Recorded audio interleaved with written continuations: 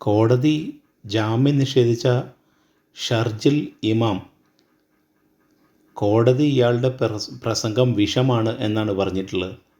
5 ലക്ഷം ആളുകളെ സംഘടിപ്പിക്കാൻ കഴിഞ്ഞാൽ ഇന്ത്യയെ വടക്ക് കിഴക്കൻ സംസ്ഥാനങ്ങളിൽ നിന്ന് വേർപെടുത്താൻ കഴിയും.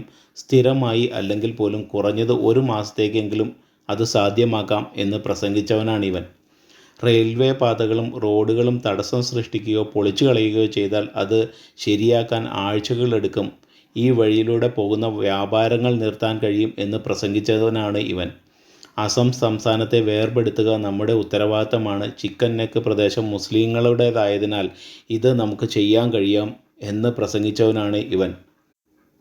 ഈ രാജ്യത്തിൻ്റെ സ്വാതന്ത്ര്യവും അനുഭവിച്ച് ഇവിടുത്തെ ഭക്ഷണവും കഴിച്ച് എല്ലാം സുഖലോലുപതയിൽ കഴിയുന്ന ഇവൻ ഈ രീതിയിലെല്ലാം പ്രസംഗിച്ചതിനാണ് ജാമ്യം നിഷേധിക്കപ്പെട്ട് അകത്ത് കിടക്കുന്നത്. മലയാള മാധ്യമങ്ങൾ പുട്ടിയിട്ട് വെളുപ്പിക്കുന്നത് പോലെ അല്ല കാര്യങ്ങൾ. തക്കതായ തെളിവുകളുടെ അടിസ്ഥാനത്തിലാണ് NIA പിടിച്ച് അകത്തിട്ടിരിക്കുന്നത്. സുപ്രീം കോടതി അത് തിരിച്ചറിഞ്ഞതിൻ്റെ ഫലമായിരുന്നു ഈ വിധി.